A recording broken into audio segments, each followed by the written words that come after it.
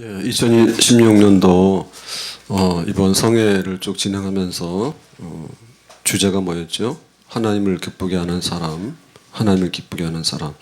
자, 그러면 하나님을 기쁘게 하는 사람 어떤 사람인가요? 말씀을 묵상하는 사람. 하나님 말씀 묵상하면 하나님 기뻐하시겠죠? 또 어떤 사람이요?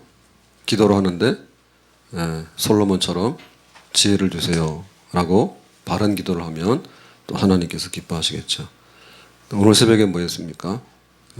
전도하는 사람, 하나님께서 땅끝까지 가서 복음을 전하라 이렇게 우리에게 선교 명령을 주셨기 때문에 하나님의 뜻을 복음을 전하는 일 그런 걸 하면은 하나님께서 기뻐하시죠. 또 저녁에는 뭐였습니까? 어제는 오네시보로 얘기했나요? 그래서 하나님의 마음을 유쾌케 하고 또 격려하는 그런 사람, 교회 성도들에게 위로와 격려가 되는 이런 삶을 살아가는 사람, 하나님께서 기뻐하신다. 또 향기로운 제물로 드릴 줄 아는 사람, 달라달라 하지 말고 하나님께 드릴 줄 아는 사람, 그런 사람 하나님께서 기뻐하신다 했습니다. 자, 오늘 하나님 기뻐하시는 사람은 예배를 온전하게 드리는 사람입니다. 아벨처럼 예배 드리는 사람. 자, 오늘 본문의 얘기를 보면 아담과 하와가 이제 그 에덴 동산에서 선악과를 먹은 다음에 추방을 당해요. 그러고 나가서 이제 가인과 아벨 두 아들을 얻게 되죠. 그래서 이 두 아들이 하나는 농사꾼이고 하나는 목축을 하는 사람인데 이제 농사도 거두어서 소출을 얻었고 또 양들도 목축을 해서 또 이제 그 한 해에 결산을 하게 됐습니다. 그래서 이제 하나님께 예배를 드리는데 가인은 땅의 소산으로 농사한 것으로 하나님께 예배를 드렸고 아벨은 양을 첫 새끼를 잡아서 하나님께 제물로 예배를 드리게 됩니다. 예배 드리는 것이야말로 우리가 해야 될 우리 삶에 움직일 수 없는 한 가지 하나님께서 가장 기뻐하시는 일 바로 하나님께 예배 드리는 일이 하나님께 기쁨이 되는 그런 삶인 줄로 믿습니다. 가인과 아벨이 그렇게 예배를 드렸고요. 아브라함이 예배 드릴 때는 자기 아들 그 이삭을 번제로 모리아 산으로 가서 드리라 했죠. 그래서 그 아브라함의 예배도 굉장히 유명합니다. 이삭을 번제로 드렸다. 그리고 아브라함은 가는 곳마다 제단을 쌓았다. 그렇게 말하고요. 또 야곱 그러면은 그 야곱의 예배도 굉장히 기억에 나죠. 베델 광야에서 형 무서워서 도망가다가 베델 광야에서 하룻밤 노숙을 하게 되는데 거기서 이제 자다가 꿈에 깨서 돌기둥을 세우고 예배를 드립니다. 그 야곱의 예배, 베델 광야에서 드린 예배, 그 예배가 있고요. 또 솔로몬의 예배는 어떤 예배입니까? 솔로몬은 기브온 산당에 가서 1,000번제를 드리고 나서 1,000번제를 드리면서 하나님께 예배를 드리죠.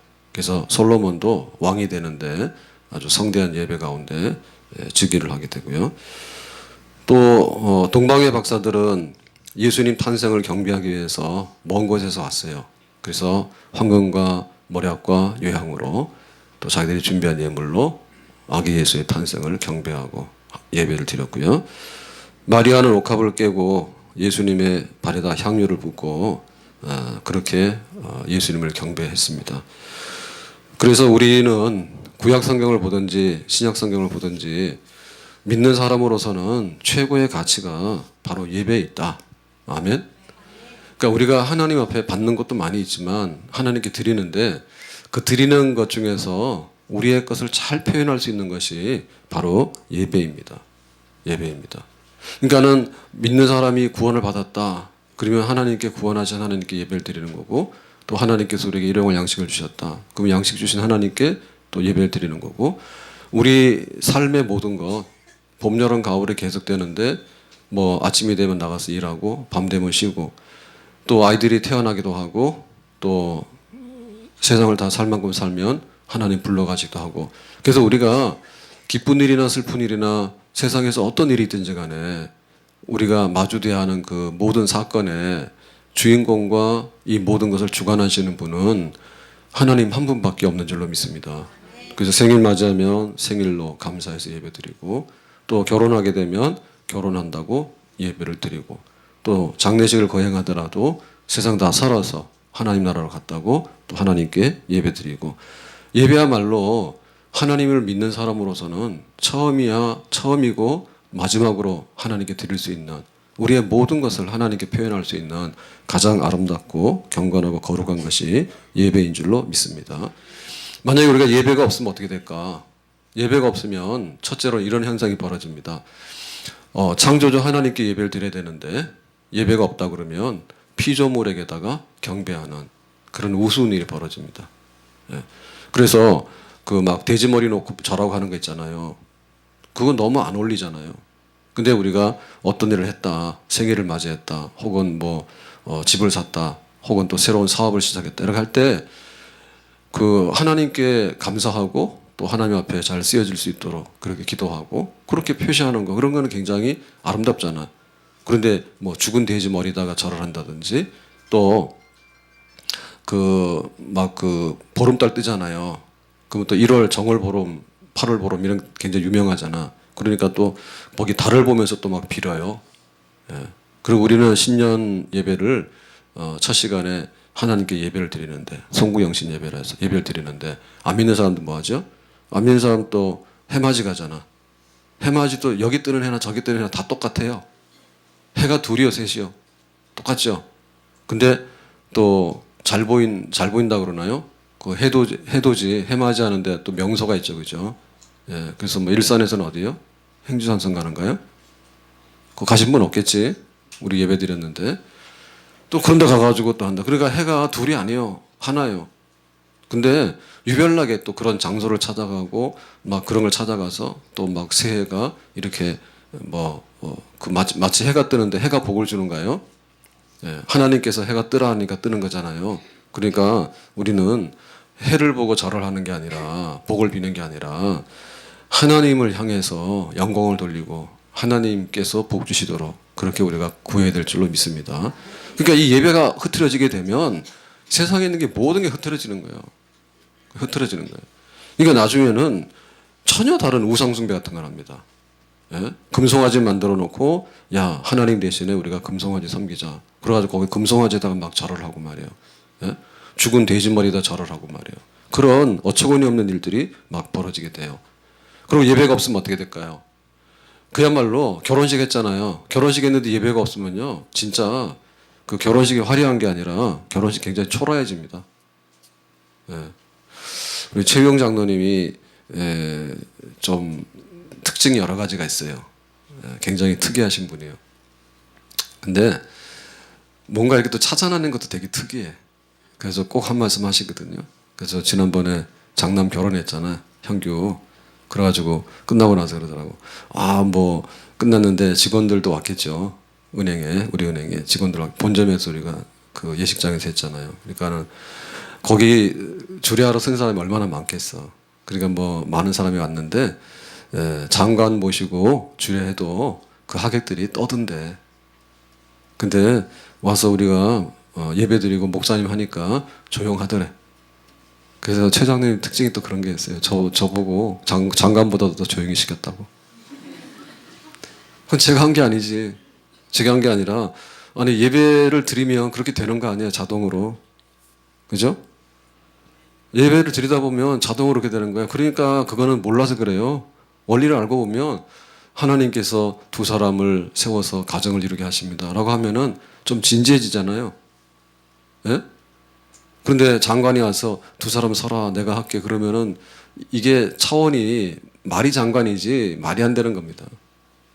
예? 그래서 결혼식이나 장례식이나 이런 자리에 가가지고 우리가 하나님께 예배드리고 하나님께서 이 모든 것을 주관하게 하자라고 하는 것이 그야말로 움직일 수 없는 태산 같은 일이 그 안에서 이루어지는 거예요. 근데 사람들이 그걸 몰라가지고 안 한다고. 결혼식 예배 안 한다고. 우리는 뭐 이렇게 즐겁게 하고 재밌게 한다고. 떠들어봐야 나올 게 없어요.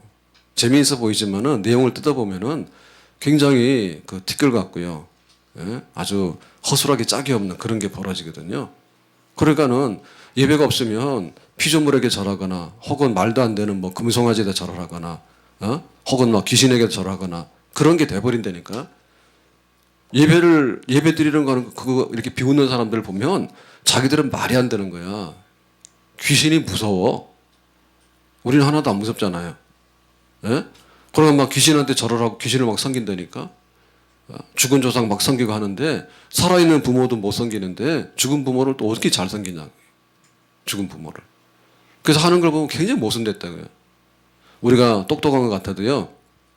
사실 영적인 면에서 보면요. 굉장히 아주 어리석고요. 막 장님 같은 그런 일을 막 하는 거예요. 예배 없는 사람 그렇게 하는 거예요. 예배 없는 사람이. 이사하는데도 그런 게 있어요. 이번에도 우리 교역자들이 가고 오고 하는데 손 없는 날이 끼었는가 봐. 그래가지고는 이사 비용이 1.5배? 뭐 어떠면 2배도 막 비쌌다 하더라고. 손 없는 날. 그러니까는 믿는 사람들은 언제만 이사 가면 되죠? 손 있는 날만 골라서 가면 이사 비용이 50%입니다.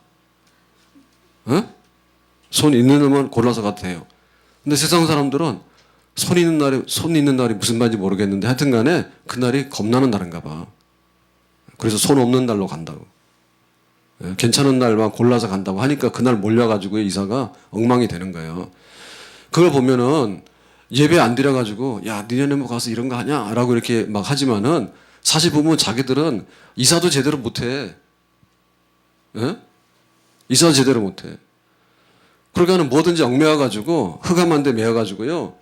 예배가 없기 때문에 자기들이 얼마나 불안하게 살고 있고 얼마나 막 어리석게 살고 있고 얼마나 더듬으면서 살고 있는가 그거를 생각지 못하는 거죠.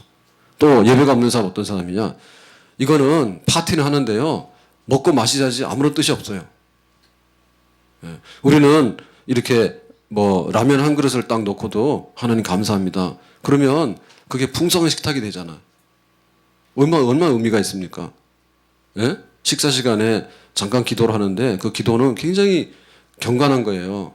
그런데 막 이렇게 한 상 다 차려놓고도 없는 게 없어.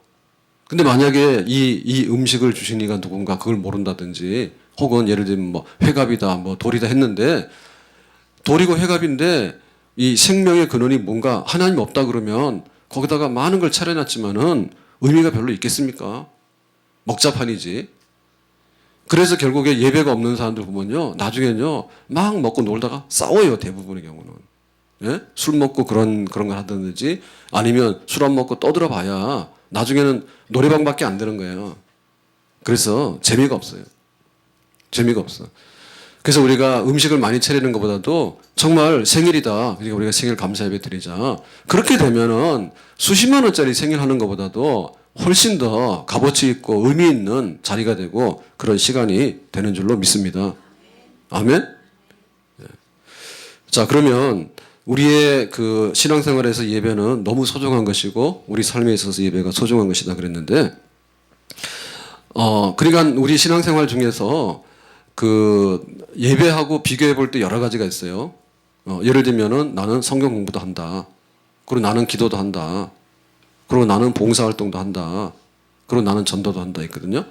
근데 요런 거를 다 해야 되는데 그 중에서 빠져서 안 되는 게 뭐냐면 예배가 우선이 돼야 돼요. 아멘? 기도는 열심히 드리는데 예배가 없으면 뭐 되냐면 잘못하면 무당됩니다. 기도는 드리는데 하나님께 예배 드리는 거 안 하잖아요. 그러면 그 기도가 어디로 가는지 몰라 나중에는. 예? 산으로 갈 수도 있고요. 어디로 갈 수도 있어요. 결국엔 그 기도가 어떻게 되는가 하면 솔로몬이 1000번제를 드린 다음에 예? 하나님 나에게 지혜를 주세요 그랬잖아요. 그러니까는 예배를 드리고 나서 기도했지 기도하고 나서 아무것도 안 했다 그게 아니란 말이에요. 예? 예배 없는 기도가 그래서 기도원 많이 다니는 사람들 있잖아요. 기도원 많이 다니는 사람들이 잘못돼서 예배가 없게 되면요. 그 신앙이 오히려 망가질 수가 있습니다. 망가질 수 있어요. 여호와의 증인 그러면 이제 군대를 안 가잖아요. 예? 군대를 안 가잖아요. 그래서 병무청에서 징집을 할 때 여호와의 증인들은 다 비린비리 다 파악해서 다 이렇게 합니다. 하는데 또 거기에 이제 문제되는 부류들이 어떤 부류냐면 여자친구가 군대 가지 말라 했다 해서 안 오는 친구들이 있어요. 우리나라에서는 이게 법이기 때문에 다 가야 되는 겁니다. 근데 여자친구가 군대 가지 마 해가지고 안 가게 되면 그 남자는 바보요. 근데 그런 아이들이 꼭 있어요. 남자 중에 1000명 이렇게 하잖아요. 그러면 몇 명 나와요. 여자친구가 못 가게 해가지고 그러고 있다가 안 갔다고. 그리고 또 어떤 사람이 있냐면은 이 징집 영장이 옛날에는 이게 다 손으로 배달됐어요. 지금은 그렇게 하지 않겠죠. 옛날에는 이걸 써가지고 보낸다고. 그러면 다 집집마다 전달해가지고 이제 그 수령이 돼요. 그렇게 됐는데 그게 전달이 안 되는 집이 있어. 그러니까 집안이 콩가루 집안이야. 예? 아들이 군대 가야 되는데 군대 가야 되는 아들도 자기가 그 잘 모르는 그런 집도 있고 엄마 아빠가 있어도 부모가 그런 거 상관이 없는가 봐. 그래서 그런 거 하는 집이 있잖아요. 그러니까 그거 하나도 전달이 안 되고 집안에서 잘 해서 막 밥도 먹이고 막 해가지고 네가 한 달 후에 군대 가니까 잘 가라 이렇게 집안에서 대략해서 보내잖아요. 뜻이 있게 보내잖아. 근데 오늘 군대 가야 되는 날인데 그 날도 모르고 있는 집안이 있다니까요. 나중에 사건을 조사해 보면 제가 징집가에 있어서 알아요. 근데 그런 경우는 어떤 경우였냐면 집안이 이상한 집이거나 그러니까는 가족 구성원은 돼 있지만은 실제로 가정생활이 안 이루어지는 집이야. 어? 부모, 형제, 자식 간에 서로를 챙겨주고 뭐가 돼야 되잖아요. 근데 그런 게 안 되는 집안이니까 아들이 군대 가는데 군대 가는 날인지 안 날인 건지 잘 모르는 집안이 생긴다니까요. 근데 그런 집안 중에 딱 특징적인 집안 중에 하나가 뭐냐면 기도 열심히 댕기는 엄마. 예? 광신자 꼭 있어요. 기도 열심히 하는 거 은혜 받으러. 그런데 보면은 집에서 아들이 군대 하는 것도 안 가는 것도 몰라. 이런 거는 열심은 있지만은 예배가 없는 거야. 예배가 없다 보니까 사람의 생각이나 사상이 바로 쓰지 못해. 거기만 빠져가지고. 그래서 기도보다 앞서는 것이 예배입니다. 아멘? 교회에서 봉사 열심히 하잖아요. 봉사하다 보면은 예배가 소홀해질 수 있어요. 왜냐면 봉사에 힘이 드니까. 그래서 교사들이 힘든 거예요. 찬양대원들은 찬양대를 하면서 예배를 드리기 때문에 그게 이중으로 힘들진 않아요. 찬양을 연습해서 찬양 준비해서 찬양대를 쓰게 되면 예배를 드릴 수 있잖아, 같이. 근데 교사들은 어떠냐면 아이들을 가르치는 예배에 가서 교사의 역할을 하잖아요. 그러면 내가 유치원생이냐고, 내가. 예? 그럼 나는 초등학교를 가르치면 내가 초등학교 학생은 아니잖아요. 그러니까는 가르치는 교사로서 초등부 예배를 드리고 유치부 예배를 드리지. 근데 그렇다 해가지고 우리 교회가 드리는 주일날 드리는 공예배에 면제된 거냐면 면제된 건 아니죠. 봉사는 그 일부분이지. 봉사는 교회를 섬기는 것 중에 일부분이지 봉사가 모든 것을 대신하는 건 아니잖아요. 그죠? 그래서 자기 예배를 드리라는 거예요. 그러다 보니까 교사들이 9시에 봉사하면 11시에 예배를 드리고 11시 봉사하면 9시에 예배 드리고 이렇게 한단 말입니다. 안 그러면 이제 일부 예배 나와야 되고. 그래서 사실 힘든 거예요. 그래도 먼 안목으로 놓고 볼 때는 내가 하나님 앞에 나 자신을 드립니다라는 예배가 있어야지 봉사도 제대로 하게 되고 봉사도 오래 잘할 수 있다 그 말입니다. 아멘? 지금 교회는 송구영신 예배를 드리고 신년 축복 성회를 하고 있는데 유치부 가서 그러고 있다 보면은 나중에 자기는 교회 공동체에서 낙오자가 되는 거예요. 예? 그리고 항상 가르친다고 하는 것이 얘들아 이래야 돼 이렇게 하다 보니까 자기 자신이 하나님 섬기에 대해서 자기가 무릎 꿇어야 된다는 것을 잘 몰라요. 그래서 성경이 뭐라냐면 선생만이 되지 마라. 심판이 크다. 교사하다 보니까 선생 된다는 생각만 한단 말입니다. 그래서 성경도 안 읽어. 그러니까 이렇게 말하면 또 교사 또 안 하겠다. 하던 교사들도. 성경도 안 읽고 공과공부 책만 들고 있는 거야. 평상시에 성경을 읽어야지 공과공부를 준비해서 가르치는데 성경은 그만두고 공과책에 매달려가지고 그러다 보니까 뭐냐면 공과를 가르치기 위한 기계가 된단 말이야. 기계가. 결국에 자기에게 있어서 말씀이 없어지는 거예요. 그리고 애들 막 이렇게 막 떠들고 막 이렇게 하는 그 순간에 앉아가지고 거기서 막 그렇게 예배를 드리다 보니까 어른으로서는 자기가 집중해서 하나님 말씀에 귀를 기울이고 내가 내 물질과 시간과 몸과 마음을 바칩니다라고 하는 것을 표현하기가 어렵잖아요. 애들 막 거기서 소란한 데서 앉아있다 보면 교사가. 그러다 보니까 자기 예배가 없어지게 되면 사람이 그래 돼버린다니까요. 그래서 기도보다도 말씀 성경 공부하는 것보다도 봉사보다도 전도도 마찬가지죠.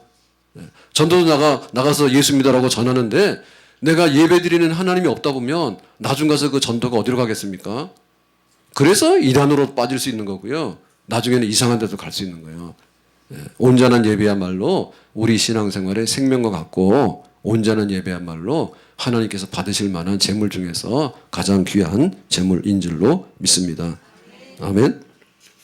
자, 그래서 오늘의 얘기는 어떻게 하면은 하나님이 기뻐하시는 예배를 우리가 드릴 수 있는가? 그 얘기입니다. 자, 오늘 말씀으로 가서요. 4절 말씀 보겠습니다. 4절. 다 같이 시작. 아벨은 자기도 양의 첫 새끼와 그 기름으로 드렸더니 여호와께서 아벨과 그의 제물은 받으셨으나. 자, 아벨은 목축하는 사람이에요. 그러니까 양을 이렇게 키웠는데 그 양의 첫 새끼를 잡아다가 하나님께 드렸다. 그랬습니다. 맞죠? 자, 5절 가서 보겠습니다. 다 같이요. 가인과 그의 제물은 받지 아니하신지라 가인이 몹시 변하여 안색이 변하니. 근데 가인은 농사꾼이야. 그러니까는 쌀, 보리 해서 소초란 거 가지고 제사를 드렸는데 제물을 바쳤는데 하나님께서 받지 아니하셨대요. 자, 그러면은 하나님이 받으시는 거하고 받지 않는 거하고는 다른데 두 사람이 예배를 드리긴 드렸는데 왜 한 사람은 거절당하는 예배가 됐고 한 사람은 기뻐 연락하는 예배가 됐겠는가? 자, 이 문제는 우선 볼 때 이렇게 생각할 수 있습니다. 재물의 차이 때문에 그렇지 않았을까라고 생각해 볼 수 있을 것 같아요. 하나는 양을 드렸고 짐승을 피를 흘려서 드렸고 하나는 곡식을 드렸으니까 재물의 종류가 다르다 그렇게 할 수 있는데 결론적으로 말하면 결정적인 것은 재물의 종류 탓은 아닌 것 같아요. 왜냐하면 히브리서에 말했거든요. 히브리서에 믿음으로 아벨은 가인보다 더 나은 제사를 하나님께 드렸다 이렇게 나왔단 말이에요. 그러니까는 그 아벨이 양의 새끼를 잡아서 드렸고 가인은 곡식을 드렸는데 그 믿음 때문에 차이가 났지 재물 그 자체 종류 때문에 차이가 난 건 아니다라고 신약성경 히브리서에 쓰고 있단 말입니다.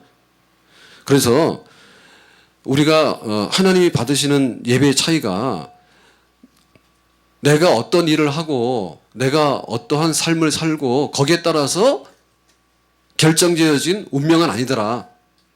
예를 들면 목사님이 예배를 드리면 하나님 기뻐하시고 집사님이 예배를 드리면 한 50만 기뻐하시고 이런 거 절대 아니에요. 듣기 좋죠. 사실이 그렇단 말이에요. 만약에 부자가 왔는데 부자가 와서 딱 오면은 하나님께서 깜짝 놀래가지고 막 굉장히 기뻐하셔. 근데 가난한 사람이 왔어. 냄새나는 사람이 와서 앉아있는 거예요. 그럼 하나님께서 싫어. 이렇게 하신다. 만약에 돈 여부를 가지고 하나님께서 그 예배를 판단하신다든지 혹은 뭐 목사, 집사, 평신도 거기에 따라서 하나님 판단하신다든지 그럼 좀 더 할까요? 얼굴 예쁜 사람이 와서 예배를 하면 하나님께서 막 두 번 쳐다보는가? 미운 사람은 하나님께서 막 눈도 돌려 안 보고 만약 그런 식으로 한다 그러면은 우리가 할 게 뭐가 있겠어요? 아니죠.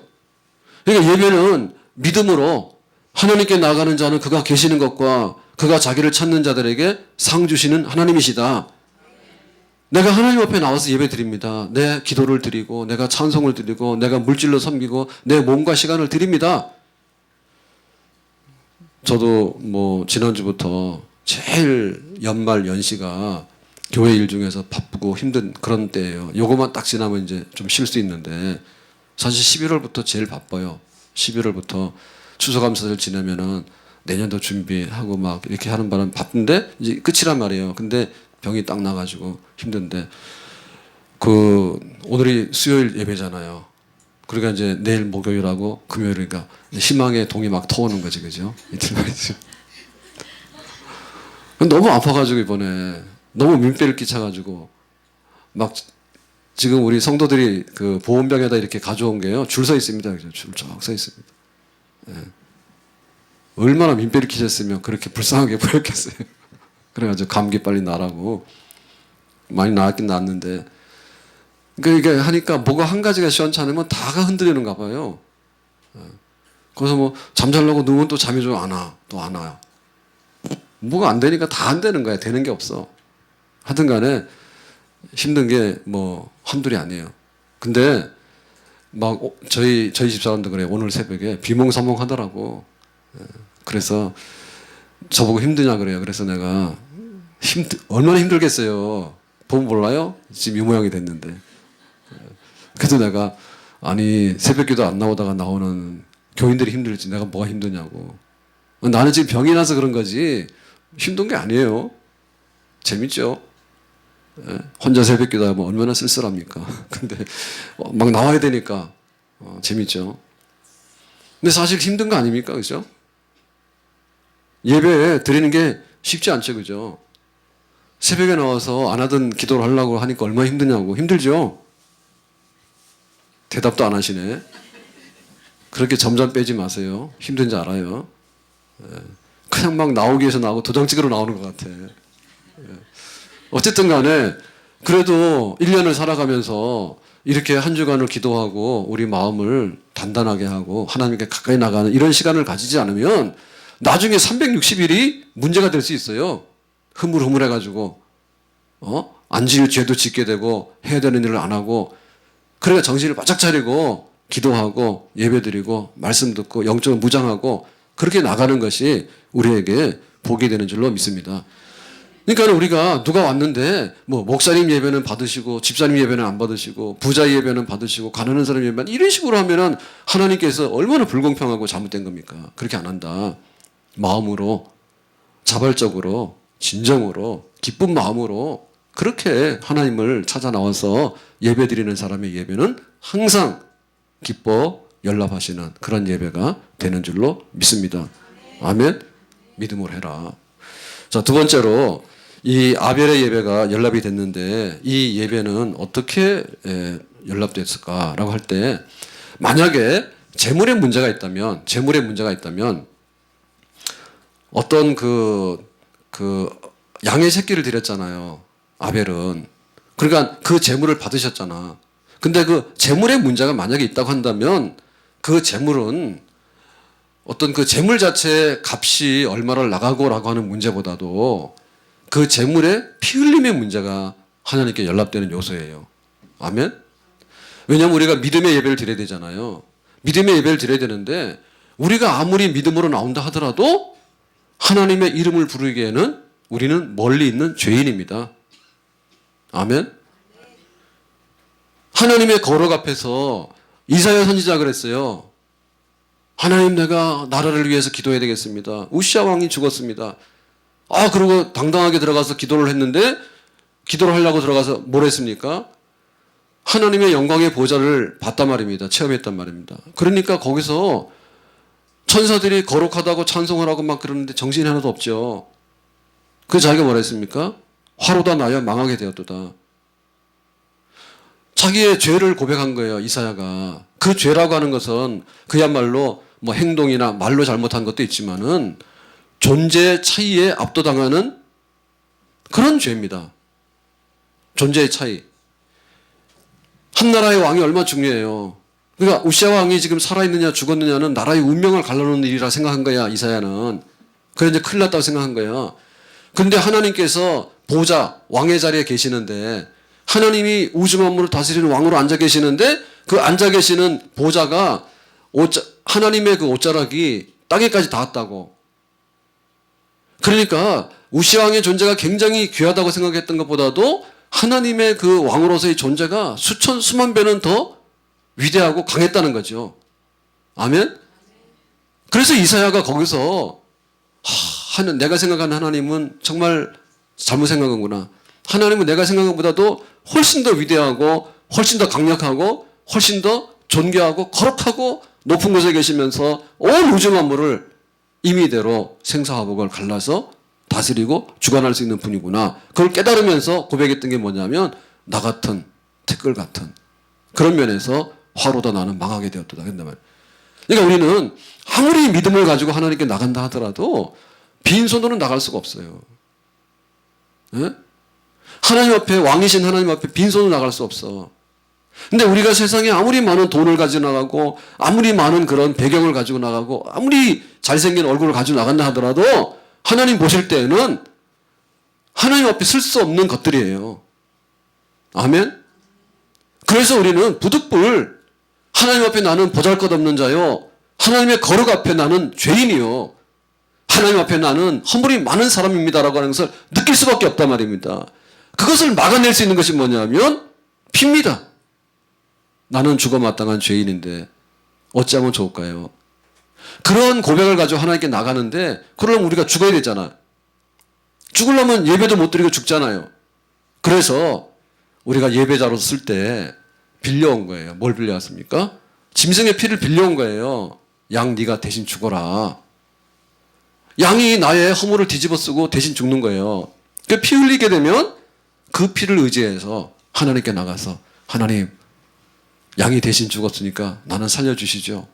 제가 기도를 드립니다. 제가 찬양을 드립니다. 제가 예물로 섬깁니다. 저의 예배를 받아주세요. 이렇게 하는 거거든요. 그 짐승의 피를 붙들고서 안도의 한숨을 쉬면서 하나님 나의 예배를 받아주세요. 그렇게 예배를 드렸어요. 구약에.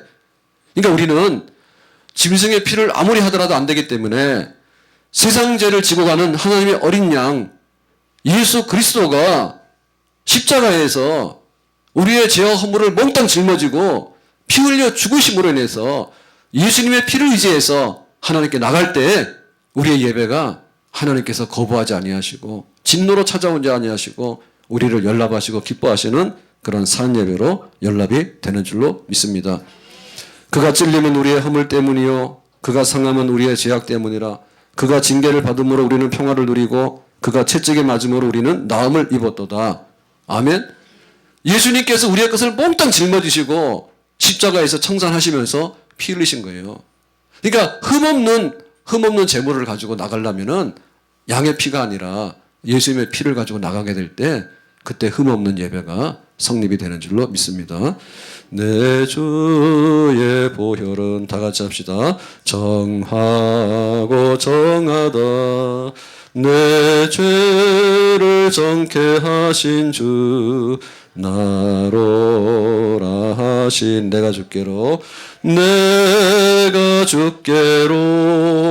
지금 가오니 십자가의 보혈로 날 씻어 주소서. 아멘.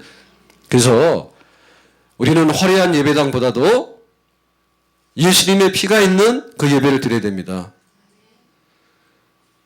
우리가 오르간이나 악기를 가지고 폼나게 연주를 하지만 그 악기 소리보다도 예수님의 피가 있는 예배를 드려야 됩니다. 우리가 예물을 가지고 나와서 헌금하고 하나님께 섬겨야 돼요. 근데 그 때 묻은 돈보다도 예수님의 피가 있는 예배를 드려야지 하나님께 연락되는 예배인 줄로 믿습니다. 그래서 예배 시간만큼 뭘 느껴야 되는가 하면 예수님께서 나를 위해서 피 흘려 주셨구나. 예수님의 피 때문에 내가 하나님과 화해해서 하나님의 자녀가 되었구나. 그거를 느끼게 해주고 그것을 체험할 수 있고 그것을 공감할 수 있는 예배가 복음적인 예배고 하나님 기뻐하시고 연락하시는 산 예배가 되는 줄로 믿습니다. 아멘. 그러니까 우리가 사람이 많이 주인공이 돼버리면요 예배가 죽은 예배예요. 예? 사람이 주인공이 돼버리면 예배가 죽은 예배예요. 사람 얘기 중에서도 나는 이렇게 살아서 성공했어요. 나는 이렇게 대박 났어요. 그거를 한두 번은 들을 수 있어요. 아침에 예배 시간에 이렇게 오는데 요새는 이제 큰 말로 못 다니잖아요. 예, 마을이 커서 못 다닙니다. 예, 외부 시민들 오지 말라니까. 그래서 저쪽으로 돌아가는데 그리고 여기 올 수 있는 없는 게 이 호곡초등학교에서 여기 올라오는 길 있잖아요. 여기다가 크로스 횡단보도를 해가지고 신호등을 달았죠. 그거 굉장히 위험한 것 같아요. 예? 큰 말 주면은 그렇게 안 느끼세요? 권사님 그렇게 안 느껴요? 못 봤어요? 신호등 생겼어요. 에브리데이에서 거기 초등학교 거기 막 건너가면 안 돼요. 이쪽으로도. 그리고 아이들은 그거 보고 가는 것 같고 또 그거 안 보고 가는 것 같고 막 그래요. 그러니까 결국에는 운전자들이 이리저리 다 피해야 되잖아요. 신호가 정신없이 생겨가지고요. 그 신호가 너무 늦게 떨어져서 큰 말로 오라고 해도 못 와요. 그래서 이제 오지 말라고 했는데 오라고 해도 안 가요. 글로. 근데 동고로 갑니다. 동고로. 동고 가도 거기도 또 신호가 이상하잖아요. 좁아가지고 한참 기다려서 좌회전을 봤는데 그거 딱 기다리고 있는데 초등학교 아이인가 중학교 아이인가 모르겠는데 아이스크림 먹고 오더라고. 아이스크림을. 그래 나는 못 봤는데 우리 사모님 봤어. 쟤 뭐 간식 먹네 그래 보니까 아이스크림이더라고. 아유 우리 같으면 지금 이 추위에 그 길거리 서서 아이스크림 먹으라면 먹겠어요? 그래 드실 거예요? 그 아침인데 그 아이스크림 들어갈 때가 있나 몰라. 우리 같으면 따뜻한 밥이라도 먹고 그렇게 할 텐데 아이니까 그런가 봐. 그래서 보면 사람들이 우리가 그 예배 시간에 느끼고 생각나는 게 뭐냐 할 때 가끔 가다가는 간식이니까 한겨울에도 가서 아이스크림 먹고 아침에 10시인데 아이스크림 먹고 가니까 집에 엄마도 없나? 밥을 줘야지 왜 아이스크림을 줘가지고 그걸 사 먹고 가 애가 길거리에서. 가끔은 그런 걸 해도 괜찮아. 그러니까는 가끔은 뭐 이렇게 하니까 교회에서 간증도 하고 뭐 되더라 뭐 이런 얘기를 하는 게 괜찮은데 허구한 날 새벽 예배부터 시작해서 주일 예배부터 수요 예배부터 금요 예배 시간에 모였다면 누구는 그렇게 대박 났대. 누구는 뭐 어떻대. 이런 얘기만 하게 되면 그 예배가 되냐? 죽지 결국에는. 죽지. 우리가 예배를 드리고 또 드리고 또 드려도 반복이 아닌 것은 예수님의 피 때문에 우리가 살 길이 열리게 되고 하나님 앞에 나갈 수 있는 길을 받기 때문에 예배가 질리지 않습니다. 아멘? 그래서 예배가 귀하게 되는 겁니다. 네? 와서 매일 들었던 얘기 똑같은 그렇게 드린다면 우리가 예배를 진짜 일주일에 한 번 드리면 되는 거예요. 모르는 사람이거든요. 예배 한 번이면 되지 왜 그러냐? 아니지. 예수님의 피 때문에 우리가 하나님 앞에서 어떻게 은혜를 얻게 됐는가를 예배 시간에 찬송도 그렇고 기도도 그렇고 말씀도 그렇고 모든 것이 다 예수님의 십자가 향해서 갈 수 있는 건데 그 귀한 것을 느끼게 해주고 공감하게 하고 그렇게 하나님 앞에 나 자신을 내놓을 수 있는 예수님이 중심이 되는 산 예배가 된다면 그 예배는 날마다 드려도 달콤하고 날마다 드려도 영혼의 양식이 되고 날마다 드리더라도 우리에게 하늘 가는 밝은 길을 보여주는 그런 훌륭하고 사모하는 그런 예배가 될 수 있는 줄로 믿습니다. 아멘. 내 주를 가까이 하게 함은 십자가 진 같은 고생. 내 일생 소원 다 같이 합시다.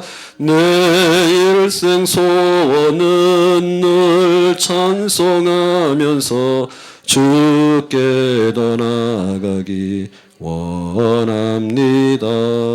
아멘. 그러니까 예배자로 살겠다.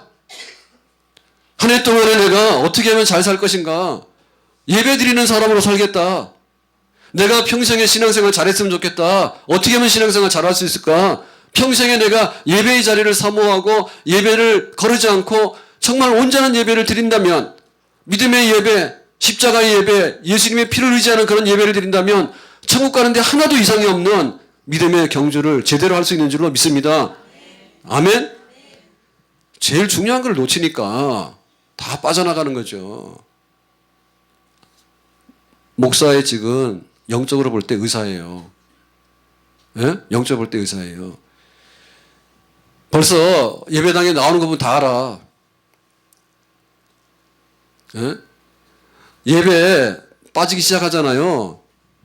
이게 병 났다는 증거입니다. 예배 시간 오잖아요. 앞자리 안 앉아요. 뒤에 가서 앉고요. 기둥 뒤에 가서 앉고요. 나중에는요, 얼굴도 안 마주치고요. 인사도 안 해요. 억지로 온다고, 억지로. 그러다 보면 나중에 억지로도 안 와. 아니, 죽으면 죽어라. 안 온다니까, 나중에는 배짱이 있어가지고. 그래서 정말 교회가 마지막 날까지 지키고 보존해야 될 것이 하나님 앞에 예배 드리는 공동체입니다. 아멘? 우리 스스로가 예배 드리는 것을 지켜나가야 되고요. 우리 스스로가 예배 드리는 걸 함께 만들어 나가야 되는 거예요. 아멘? 앞자리부터 약속된 시간이 되면 나와서 예배를 같이 드리고 하면 은혜가 되고 그 예배가 하나님께 연락되는 예배가 되고 우리에게 복이 되는 그런 교회생활, 신앙생활이 펼쳐지는 줄로 믿습니다. 예배 시간에 오질 않고 예배 시간에 벌써 보면 딴 생각하는 게 다 보이거든요. 어? 예배 시간이 벌써 딱 끝나고 나서 보면은 벌써 돌아가는 걸음이 달라. 정말 예배를 드리고 은혜를 받고 돌아가는 사람은 생기가 나요. 그런데 그렇지 않은 사람은요 막 성질을 내고 그래. 에? 그 병원에 가서 의사가 이렇게 해야지 그 병이 진단되는 게 아니라 내 스스로가 내 신앙생활을 진단할 때 예배가 기다려지고 예배가 은혜롭다라고 하면 정상적인 거예요. 지금 건강한 거예요. 아멘. 근데 뭐 때문에 안 하고 뭐 때문에 안 하고 뭐 때문에 안 하고 뭐 때문에 안 하고 그 지금 교회가 거의 다 죽게 된 지경에 와 있습니다. 예를 들면 교회 학교 얘기를 많이 하는데요. 교회 학교에 우리가 9시에 중등부를 하게 되고 또 11시에 유초등부 다 하잖아요. 그러면 제자학교를 하러 가는데 그러면 그런 거예요. 예를 들면은 유초등부 같은 경우에는 11시 예배를 드리면 그 앞에 9시인가 와서 이제 제자학교를 하는 거예요. 그러면 9시에서 한 서너 시간 이렇게 교회에 이제 있게 되겠죠. 근데 그거를 힘들다 하는데 그렇게 하면 안 돼. 예? 이전에 지금 기성세대 있잖아요. 기성세대 그 교인들이 어떻게 교회 생활을 했는가 하면 예를 들면 초등학교 다니는 아이들이요. 주일날 오후 예배가 따로 있었어요. 오후 예배 따로 있는 게 아니라 수요 예배도 따로 있었어. 그래서 제가 85년도 이렇게 6년도 신대원 다녔잖아요. 그때. 그러면 지금 모르겠어요. 근데 그때는 수요일날 수업이 없어. 수요일날 오후에 수업이 없어요. 그래가지고는 말하자면 이제 파트를 맡게 되는 전도사가 되면 교회 가서 수요예배 드리라고. 우리가 그 수요일날 예배를 저녁에 드렸었잖아요. 그러니까 아이들 예배도 오후인가 있었다니까. 저도 오래되어 잊어버렸는데 있었어. 그래가지고 와서 아이들 그 수요예배도 하고 그렇게 했다니까요. 그러면서 이제 수요예배 없어졌죠. 그러다가 주일 오후 예배는 했어요, 아이들. 오후 예배하고 오후에 활동도 하고 막 했어요. 했는데 그것도 슬그머니 없어졌어. 그러니까 아이들 예배가 뭐가 딱 남았냐면 11시에 드리는 유초등부 예배 하나밖에 안 남은 거예요, 그게. 그러니까 그 1시간 반 사이에 예배 드리고 공과하고 생일 파티하고 온갖 걸 다 해야 되는 거야, 지금. 그러면은 어떤 영재가 일주일에 1시간 반을 해가지고 어떤 영재가 그걸 따라잡겠냐고. 성경이 이렇게 두꺼워요. 예? 성경책이. 근데 일주일에 1시간 반인데 1시간 반 속에서 떠들고 놀고 막 이렇게 하는 애들 그런 시간이 얼마나 많으면 그 안에 잡아놓고 한다 하더라도 1시간 반밖에 안 된단 말입니다. 그러니까는 아이들의 목숨줄이 다 끊어지게 생긴 거야, 지금. 애들 예배가. 그걸 위기로 알아야 되거든요, 위기로. 어떻게 우리 자녀들이 신앙의 사람으로 성장을 원하는가? 우리는 새벽 예배도 드리고 수예배도 드리고 금요 기도회도 하고 셀도 하고 오후 주일 찬양 예배도 하고 다 하잖아요. 5-6번 하잖아. 그래도 우리 신앙생활 지키기 어렵단 말이야, 지금. 근데 우리 아이들이 11시에 한번 딱 가가지고 앉아있어서 예배 드리고 나면 애들이 똘똘해지는가? 그것도 할아버지 집에 간다, 외가 간다, 휴가 간다고 해가지고 하면은 그냥 타라 해가지고 차에다 싣고서는 가버리는 거야. 부모들 때문에. 그러니까 애들이 제대로 지금 예배 생활이 되겠냐. 어려서 이게 예배가 몸에 배이질 않으니까 중등부 가가지고 사춘기 좀 들어오잖아요. 그러면 튀어버려요. 고등부 가가지고 막 대학 입시가 딱 누르고 있잖아요. 그럼 애들이 못 일어나 버리는 거예요. 우리를 살리는 것은 예배가 있으면 우리가 신앙의 난관과 역경과 중요한 순간순간에도 딛고 일어날 수 있는 힘이 예배 드리는 사람에게는 살아있는 줄로 믿습니다. 아멘? 예배 드리는 그걸 통해 가지고 그런 게 축적이 되는 거예요. 그런데 예배가 흐물흐물해지고 약해지잖아요. 그러면 나중 가서는 견뎌내는 힘이 없어요. 예배 드려야 된다 이게 있으면은 고3이 되더라도 갈 겁니다, 그게. 근데 예배에 대한 것들이 희미하게 되는데 가야 되는 이유가 별로 없죠. 선생님 기뻐하러 가는 거예요? 아니면 엄마 말씀 순종하러 가는 거예요? 나중에는 감 크잖아, 애들이. 크면은 다 귀찮은 거예요. 무시하는 거예요, 다. 내가 예배를 하나님을 만나서 하나님 앞에 내 자신을 내놓는다라고 하는 그런 것들이 어려서부터 뼛속까지 들어가야 되는데 예배자가 되지 못하기 때문에 결국에 가서는 나중에 아무리 좋은 얘기를 해줘도 아무리 좋은 환경을 갖다 주더라도 신앙생활을 제대로 지탱을 못하게 된다. 평생에 우리가 우리 아이들도 그렇고 우리도 그렇고 예배의 자리를 사모하고 예배의 자리를 벗어나지 않는 그런 예배의 사람이 될 수 있기를 주님의 이름으로 축원합니다. 그럼 우리가 하나님 앞에 나와서 예배 드릴 때 우리의 제물은 뭐죠? 정말 우리가 뭘 가지고 하나님을 기쁘게 될까요? 우리의 몸이에요. 예? 우리의 물질이에요. 우리의 시간이에요. 우리의 재능이에요. 모든 것이 하나님께로부터 왔다. 그러니까 내가 예배 시간을 통해서 하나님께 돌려드린다. 다는 못 돌려드려. 다는 못 돌려드리지만 내가 하나님께 받아서 쓴 거에 대해서 고마움을 표현할 수 있는 그런 하나님께 되돌려드리는 그런 헌신이 있을 때 하나님께 예물로 드리는 산 예배가 되는 줄로 믿습니다. 아멘. 우리가 한 주일을 살아가는데 예를 들면 주일날 예배를 드렸잖아요. 그러면은 24시간 곱하기 7을 하면 얼마예요? 예? 하루 24시간인데 곱하기 7을 하면 얼마나 많은 시간이냐면 24 곱하기 6을 합시다. 그래도 굉장히 많은 시간이잖아요. 근데 주일날 하루 주어졌는데 그 예배 드리는 한 시간이 아까워가지고 주일날 11시에 드리는 그 한 시간 예배가 아까워가지고 만약에 그 시간을 하나님께 내놓지 못한다면은 24 곱하기 6을 주신 하나님 앞에 우리가 쓸 자격이 있는가? 그럼 알아서 하세요. 이스라엘 백성들이 포로로 잡혀갔는데 70년 동안 포로 생활해요. 그 70이라고 하는 것은 7 곱하기 10이에요. 7이라고 하는 것은 안식의 숫자예요. 안식일, 안식년이에요. 그러니까 니들은 안식일도 안 지키고 안식년도 안 지켰어. 곱하기 10배로 두대를 맞아서 벌 받은 거야. 그 시간 뺏긴 거예요. 예배 드리는 시간 다 이렇게 훔쳐가지고 예배 드리는 시간 안 하니까 하나님께서 그거 다 저축했다가 나중에 70년 포로 생활을 통해 다 받아낸 거예요. 그런 의미가 있어요. 아멘? 그러니까 주일날 그 한 시간 빼먹어가지고 예배 시간에 하나님 요거 안 한다 해서 막 가서 막 쓰잖아요. 그러면 하나님이 저축해놨다가 나중에 다 몽땅 찾으면은 어떤 일이 벌어지는지 알죠? 예? 우리의 시간을 드리는 겁니다. 아멘? 24 곱하기 6 그 정도 썼으면 됐잖아. 내가 내 시간표 짜서 내가 잠도 자고 내가 사업도 하고 내가 가서 가정일도 돌보고 내가 친구도 만나고 뭐 할 거 다 했잖아.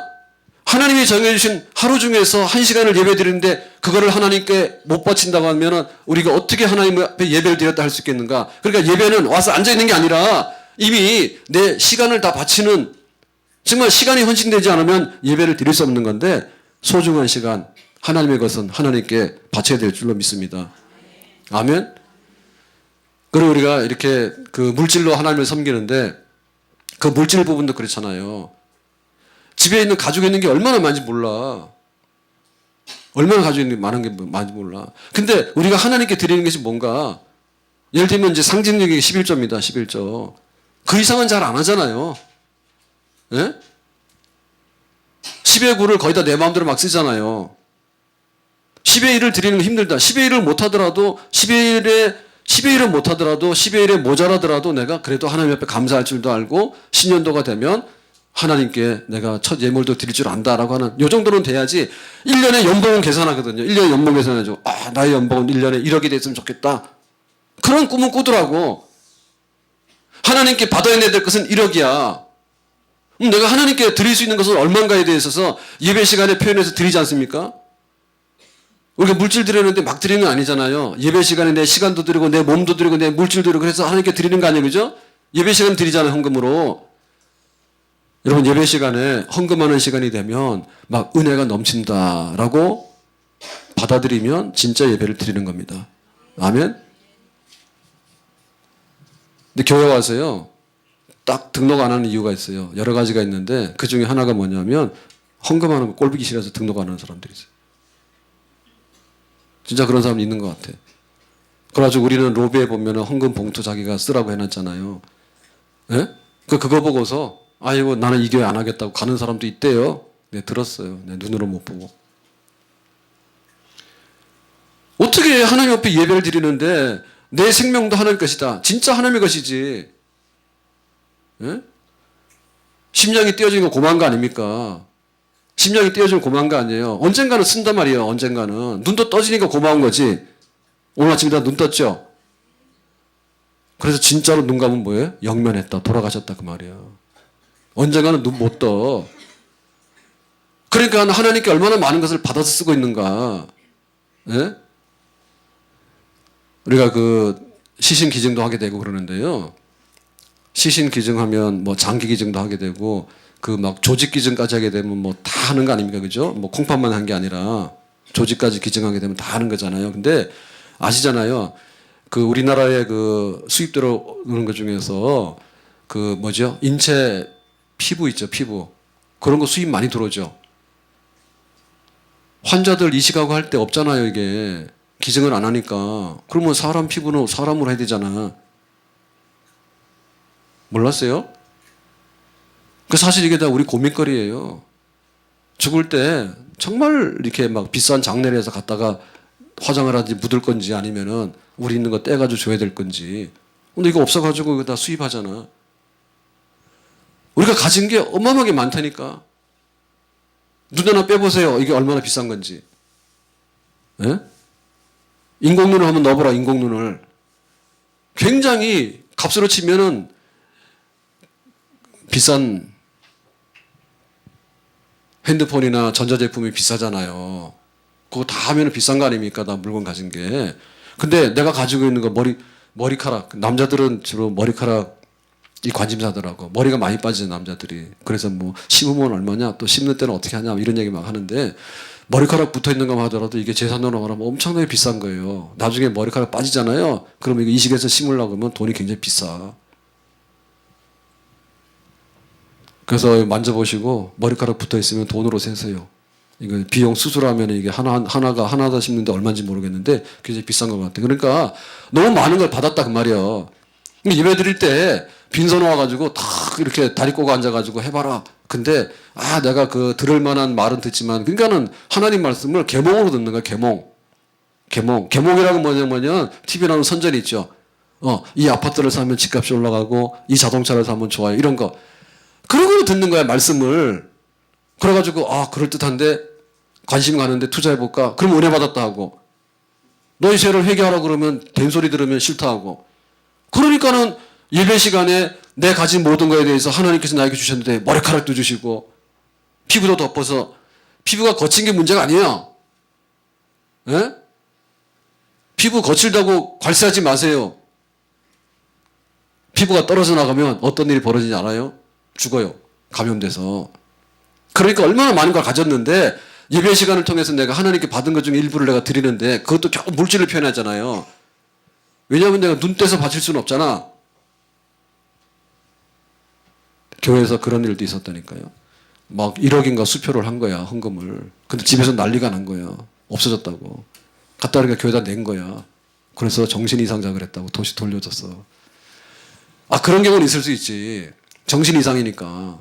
근데 우리가 그렇지 않은 이상에서는요, 와서 하나님 앞에 예배드린다고 앉아있는데 어떻게 빈손으로 말이요. 어떻게 빈손으로 와서 하나님 나한테다가 이런 복을 주세요. 라고 청구해놓고 앉아가지고 이렇게 다리 꼬고 앉아가지고 그렇게 할 수 있겠는가. 내 생명도 내 가진 모든 것이 하나님께로부터 받아가지고 쓰는 청직이고 내 게 아닌데 빌려서 쓰고 있는 겁니다. 아멘? 그러니까 내가 시간도 내놔야 될 것이고 내 물질도 내놔야 될 것이고 내 생명도 내놔야 될 것이고 하나님 앞에 헌신을 다짐할 수 있는 그런 예배가 된다면 정말 살아있는 예배, 주님께서 기뻐하는 예배가 되는 줄로 믿습니다. 오늘 말씀 맺겠습니다. 신년도의 주자는 하나님 기뻐하는 사람이에요. 하나님이 기뻐하는 신앙생활이에요. 그래 우리가 바뀌어야 돼. 바뀌어야 돼. 예배가 기다려져야 돼. 그리고 예배를 드리고 나면 정말 흡족한 마음으로 하나님께 가까이 가는 그런 은혜가 경험되는 그런 예배가 돼야지 내 예배가 살아야지 내 신앙생활이 살고 내가 신앙적으로 살아야지 내 일터가 변하고 가정이 변하고 내 인생이 변화되게 되는 그런 축복의 열매가 우리 앞에 펼쳐지게 되는 줄로 믿습니다. 아멘? 기도 바꿔야 돼요.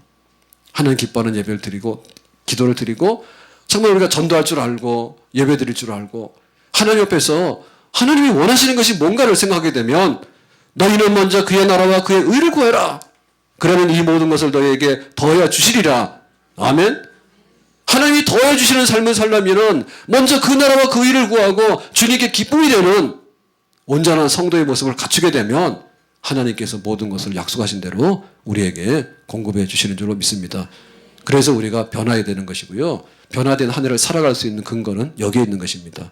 변하자. 내 생활이 변하자. 내 신앙생활이 변하자. 주님의 기쁨이 되는 백성이 되자. 아멘. 기도합시다. 하나님 아버지.